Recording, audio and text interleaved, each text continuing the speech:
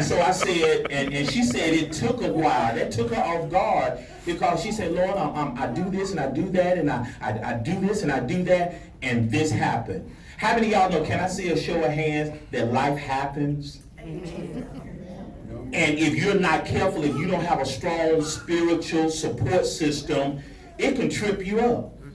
And my challenge today is, and one of the things she said, how do I handle this? Because I'm frustrated, I'm upset, and I want to know, how do I physically handle this? And before I came here, I had early church today, and third Sunday is youth Sunday, and so the kids were excited. I had more little people than I had big people. I said, I'll tell you what I'm going to do today.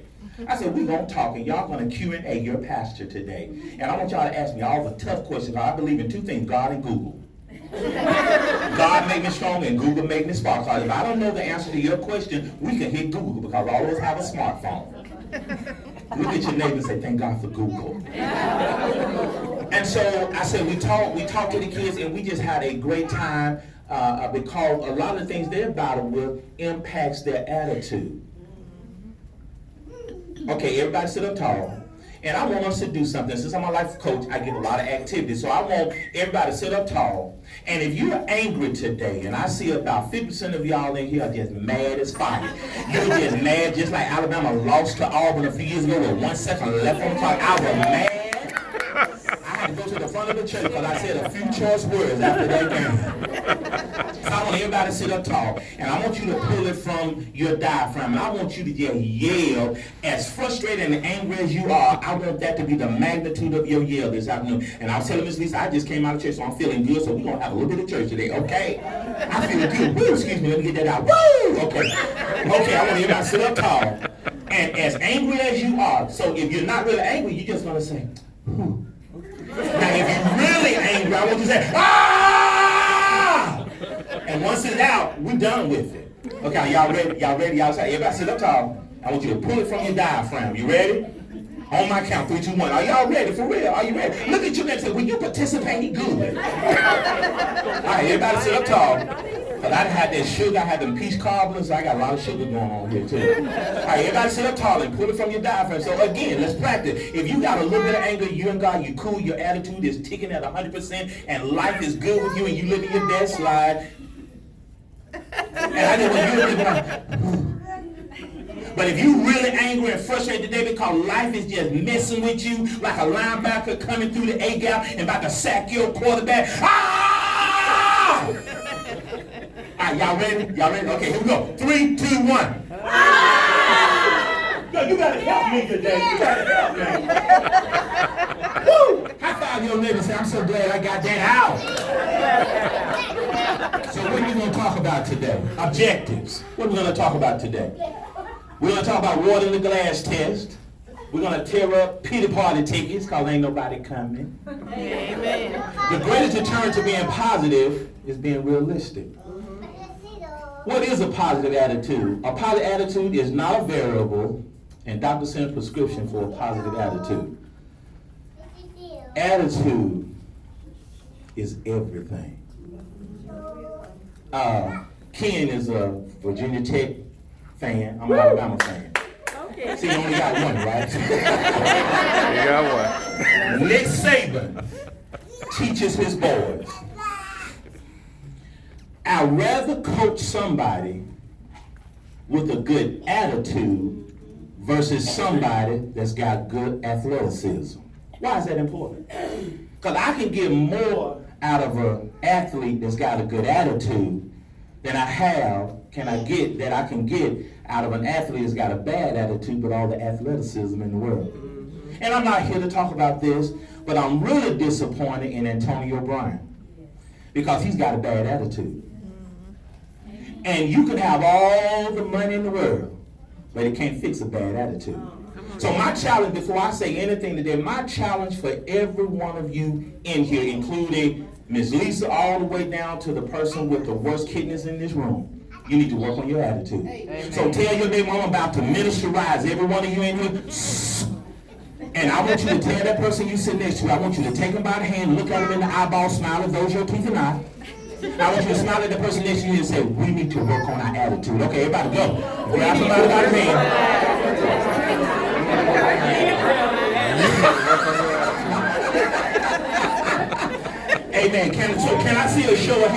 Okay, before I get started, because I can change my presentation if I have to. So can I see by a show of hands, how many of y'all agree with Dr. Sim that attitude is everything? Yes. All right, I'm in the right house. I'm in the right room, Lisa. I'm in the right room. All right, the water test. Okay, how many of y'all in here, this is you? You wake up, bounce out of bed? Okay, I got one with me. I wake up like this. I'm like Beyonce. I wake up like this. Is this you? Ken, is this you? Absolutely. Or, drum roll, or is this you? Now, I felt that in my spirit. Again, about 40%, 40 to 50% of people, and this is who I deal with. I coach people like this. I preach to people like this. Believe it or not, and whether you got a healthy body or not, whether your body is 100% or not, some of us still are going to hate our life. And you just hang your hat on the fact, well, I'm a kidney patient, so I can hate my life. Hello. Life is going to happen. Something happened to me 4.5 years ago, rocked my world. When I was in school, I was on academic probation because I partied too hard with my Sigma brothers one quarter. That's why when my son, before he graduated, my wife wouldn't let me talk to him because I wanted to emphasize the social ability in college. I had a good time in college. Woo, Lord have mercy. See, my wife graduated magna cum laude. I graduated thank you, Lord. I stick to that. Amen, somebody. All right, the water test. How do you see the glass? Half of you are going to see it as half full. How many half full people do I have? How many half full people do I have? And then some of us see it as half empty. How many of those do I have in the room? It's half empty. You have positive and you have negative outlooks. All right, it's time to tear up the pity party ticket. So help me put both your hands together and put them like facing each other, parallel. Act like you got a ticket in your hand. Because again, 50% of y'all in here having a pity party. And y'all need to sign up with me. I got a table over here. You need to work with me for at least 4 weeks. Now I want you to rip that pity party ticket up. Okay, 3, 2, 1. So the pity party is over. Now can I be really hard with you right now? Y'all sitting on the left? You're a pity party. Amen.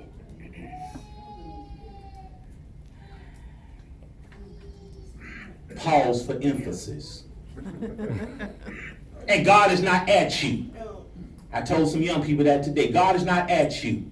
One of my young men had a bad motorcycle accident a few months ago. First thing the church wanted to say, see, God don't like ugly. No. You hit the gas when you should have hit the brake and ran into the side of the house. God had nothing to do with you hitting the wrong accelerator. You accelerate when you should have decelerated. God is not mad at you because your kidneys are not like Brother Nathan's kidney. And I don't know his health condition, but I'm just saying he's not a kidney patient. He's talking today, so he's all right. When something, and we're studying the book of Job, and Bob said, and that has been so eye-opening, because that was one of my dad's favorite messages he would preach, is from Job. Oh, I'm feeling good. How many minutes do I have? How many minutes do I have, Lisa? Well, you got to tell, like, what did I say, Ken? 140? 140, okay, I need to hurry. Okay.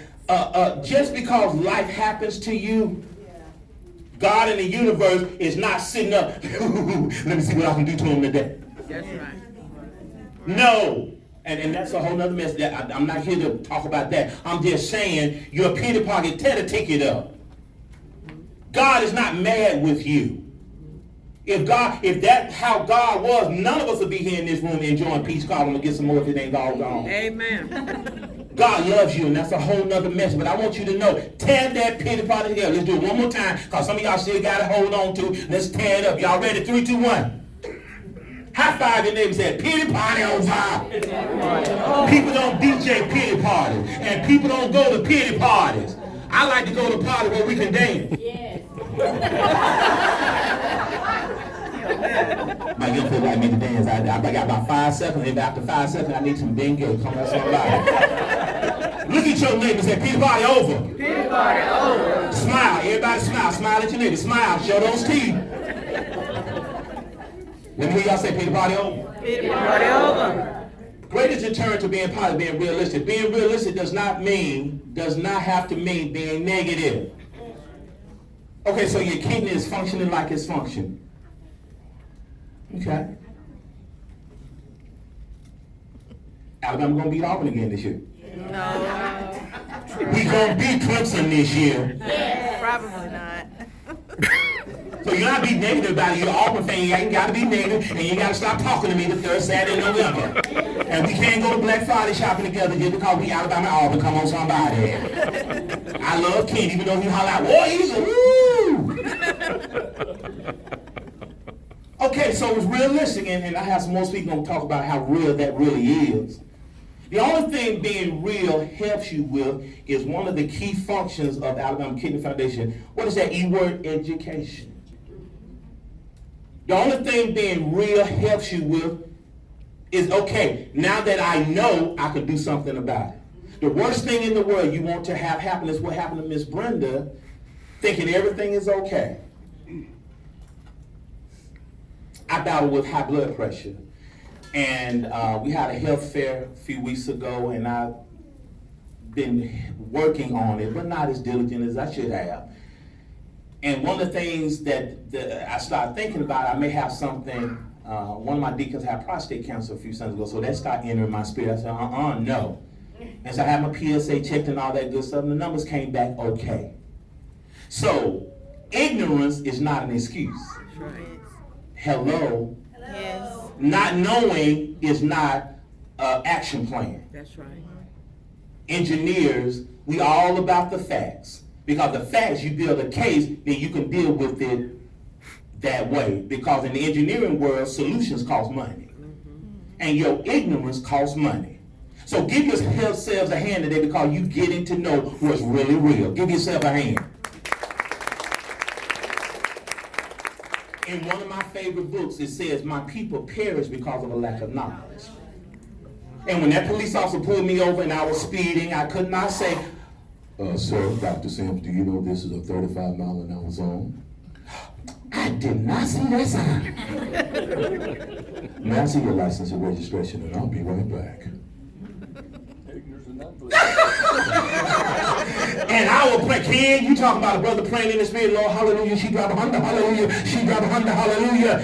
The police officer came back and said, Dr. Sims, I know you have an appointment to go to, and I need you to slow it down. I'm going to give you a warning this time. Slow it down. Will you promise me that? Yes, sir. He just saved me $329. Now I can go get some Geico. But being real, the joy of being real is education, knowing. And if I could do a tangent and do a little relationship spiel, even in our relationships, when a woman asks you, do you love me? She already know the answer. You shouldn't have to ask somebody, do you love me? Because love is an action word. And you ought to love you enough to know how you are doing. Oh, I need at least 3 amen. Because nobody should know your health better than you do. That's right. You cannot function if your health is not well. Your health is your wealth. Repeat after me and say, my health is my wealth. My health. And now that you know that you have a reduced function in your body, you have to be more diligent. Yes. Amen. Amen. You have to be more disciplined than me. I can get away with eating wings and Coca-Cola while I'm watching Alabama. Amen. And watching the Dallas Cowboys. Lisa, you know I love you. I'm missing the Dallas Cowboy game right now. You ain't missing nothing. Hello? Tell your neighbor I got to be more disciplined now. I got to be more disciplined. Y'all say it like you mean it. Your health is your wealth. You only get one life. I used to watch that soap opera with my mama, One Life to Live. Come on, somebody. And The Young and the Restless, and The Bold and the Beautiful, and The Days of Our... Anyway, I'm bad. Look at your neighbor. Sit up tall. Look at your neighbor real quick. I got 10 minutes. Look at your neighbor. Look at your neighbor in the eyeball. Say, neighbor. Neighbor. We have to be more disciplined. We have to be more disciplined. And you that talk... Are y'all listening? And you that just tore up your pity party tickets, you can't get mad at the one you think you're mad at for giving you kidney problems. You can't get mad at him if you're not taking care of yourself. That's right. What you say? It's not his fault Y'all don't want to walk with me right now. If you're not taking care of yourself and doing your due discipline, you cannot be mad at anybody but yourself. I'm 53 now, and my little goddaughter fussed at me. She said, "Are you taking your blood pressure medicine?" I did it the other day. Aren't you supposed to do it every day? Whoa. Yes, ma'am. Do you love me enough to take care of yourself? Started crying. She 8 years old. I'm like, she said, "Do you love me?" I said, "Yes, I do." "Well, take your medicine." "Yes, ma'am." Look at your neighbor and say, "I got to do what I got to do to do what I got to do." I gotta do what I gotta do to do what I gotta do. Can I see a show of hands? And again, I'm running out of time. Can I see a show of hands that I need some honesty? We just family. All of us have the same thing. We're family. Can I have some transparency? How many of y'all can take better care of yourselves? Oh, wow. Even those of us that have good kidneys, how much exercise are you doing? How much water are you drinking? How many fruits and vegetables are you eating? How much less of the bad thing are you eating? How much chocolate are you ingesting? "Well, I'm having a pity pot. I'm eating all this, a gallon. Don't realize me. Don't you judge me." Ooh, Lord, I'm having a good time. Anybody having a good time besides me? Yeah. Ooh, Lord. What is being realistic? Realistic is defined as accurately representing what is natural and real. Fact, you do have reduced function of your kidney. Truth, God has still chosen to give you life and life more abundantly. I would have 5 amens right now. Yes. Look at your neighbor and say, "I still have life." I still have life. Look, you did not say that loud enough. Look at your neighbor with a cheerleader. Say, "I still have life." I still have I life. woke up this morning. I was able to wave my hand. I'm clothing in my right. Look at your neighbor and say, "I'm alive." Check your neighbor pulse and make sure they're alive. Oh, I can't do mouth to mouth. I got some help. We can do mouth to mouth. You certified, right? Y'all ain't too excited. I'm alive. Let me hear you say it. I'm alive. It's better to be seen than viewed. Yes. I'm gonna wait for y'all to catch that, amen. Yes, I called it. Attitude, here we go. I'm ready to preach now. Attitude is defined by predisposition or a tendency to respond positively or negatively toward a certain idea, object, person, or situation. And that's why we did the water test. Here we go. This is my presentation right here. A positive attitude is not a variable. You are the thermostat. What does that even mean, Dr. Sims? You set the temperature of your situation. The temperature doesn't set the thermostat. Am I right, Ken? That's right. Right. You're the thermostat. Let everybody say, "I'm a thermostat." I'm a thermostat. If you want love in your house, guess what? You got to regulate it. Yes. Yes. Where are the wives at? Where are the wives at? Wives, raise your hand. Where are the wives at? All the married ladies. All the married. If you want your husband to be more loving, I dare you. I dare you to love on him. When was the last time you woke up in the morning, rolled up and rubbed on his stomach? "I got a 6-pack and just covered with ice." When was the last time you just rubbed his shoulder and said, "Baby, what can mama do for you today?" That brother will, am I dreaming? Men, let me mess with y'all. I dare y'all. I dare you. On the way home, call your wife. And start singing to her in the telephone. Say, "Baby, put me on the speaker." When a man can't keep his mind on nothing else, he'll trade the room for the good things feel. Baby, do I love you? What my married men at? When last time you sang to your baby? I got a radio DJ in the back. He sing to his wife all the time. Treat her like a lady. Look at your neighbors. I'm having a good time. Let me hear you say it one more time. I'm the thermostat. I'm the thermostat. All right, here's my prescription. I'm done. I got a few more minutes. Vitamin A. The only control you have is a choice you have of the attitude you possess. All right, I'm going to interview you because I do have a TV show. Ain't gonna bite you. Okay. What's your name? What's your name? What's your name? Quick, what's your name? Amy. Okay, Miss Amy, do you have a positive attitude? Yes, I do. Well, all right then.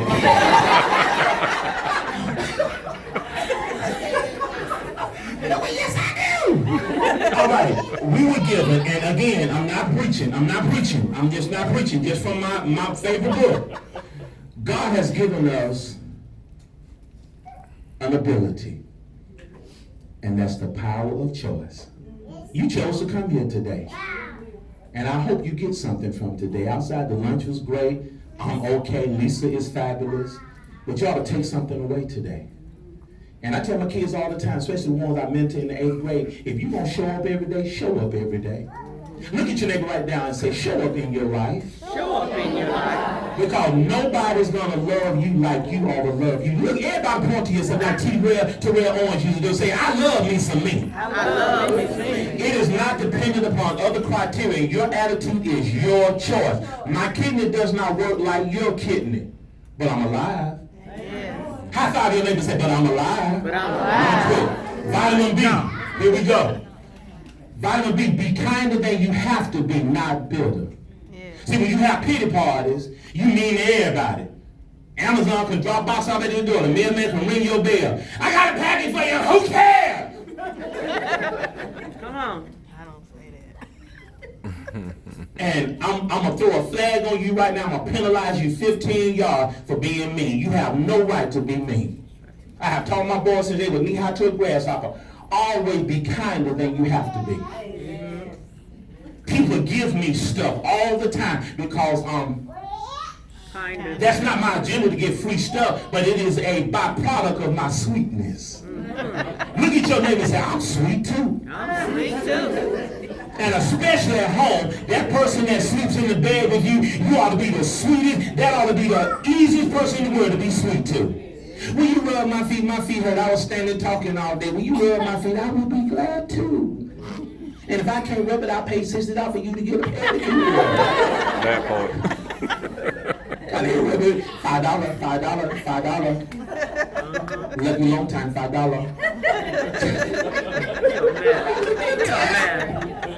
All right, Big Mama says, honey draw more flies than what? Vinegar.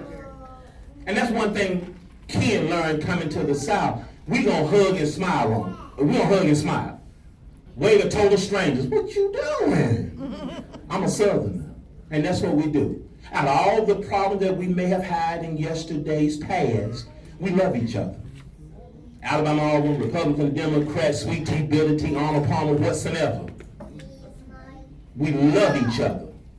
And that's one thing about the South. When they say what's common to the South, we are sweet people. Look at your neighbor and say, I'm just sweet.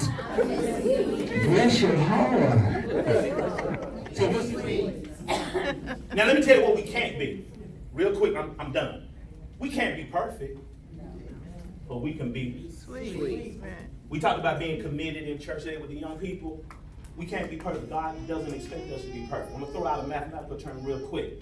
When I took a whole lot of math to become an engineer, and we have a thing in math called asymptotic. And all that simply means if we drew a line out to infinity, that line will never, it'll get close, but it'll never touch that x-axis. We'll never be perfect. And God does not intend us to be perfect, but guess what we can be? Look at your neighbor and say, I can be sweet. Now with you it may be hard, but I can be sweet. High five your neighbor and say, I can be sweet. I can be sweet. See, stay calm and cool. Repeat after me. Say calm and cool. Calm and cool. Even though we're in September, it's still hot. I can be calm and cool. Come on, somebody. Never let them see you what? Sweat. Remember, you are the Thermostat. I didn't get a good report today from the doctor, but I'm still cool. That's right. It did not go my way today, but I'm still cool. Life happened to me today, but I'm still Calm and cool. April or August 12th, 2015. I had just finished playing golf with one of my lookalikes, Steve Harvey. Golf round of my life, had a good time. We played, I was dressed good, Steve was laughing, having a good time. I was getting in the car and got a text message. Dad has had a massive stroke. I'm in Atlanta, Sewanee, Georgia. I got to Birmingham about 2 hours at the hospital. 2 days later, he's gone. He was my pastor. Mama calls me every day. Hey, little Walter, I just want to hear your voice. You sound so much like your daddy. Mama, I just love you, little Walter. How you doing, baby? I said, Mama, I'm fine. I still say yes, ma'am, no, ma'am. I tell my young people right now, if you don't say yes, ma'am, no, ma'am, yes, sir, no, sir, shame on you. And the parents, if you don't demand respect from your children, shame on you. But life happened, but you still got to stay calm and what? Cool. Look at your neighbor and say, I'm going to be cool. I'm gonna be cool. Vitamin D, make a decision that you're going to be positive no matter what. You got to wake up with your mind, I'm going to be positive today. You're the only one who can make the decision to be positive in any situation. Look at your neighbor and say, this is my decision. This is my decision. I am going to be positive. I am going to be positive. Vitamin E, you got to exercise being positive. How do you get strong? You got to exercise. How is Alabama better than all the other colleges in Alabama football? 110 schools. We work at it. Being positive doesn't naturally happen. Another mathematical term, as humans, we are just naturally negative. And so the absolute value makes everything between the brackets positive. And I got to talk about that in the book I wrote. So you got to take the absolute value of your situation, turn that thing around and call it positive. Doc, something wrong with my body. How can that be positive? I'm still alive. Amen. I'm not dead. I'm still alive. Look at your neighbor. Shake your neighbor. Wake up. He's still talking. Hence, you need to have a negativity fast. Take the time to make any situation positive. I'm done. Did I do okay? Yeah. What did we talk about? What did we talk about real quick? We talked about water glass test. We talked about the greater determinant of being positive, being realistic. We talked about what is a positive attitude. We talked about positive attitude is not a variable. We talked about my prescription for a positive attitude. Vitamin A. Attitude. Vitamin B. Be kind. Vitamin C. Stay calm and cool. Vitamin D. You decide to be positive. Vitamin E. Exercise being positive. High five your neighbor and say, I am going to be positive. I am going to be positive.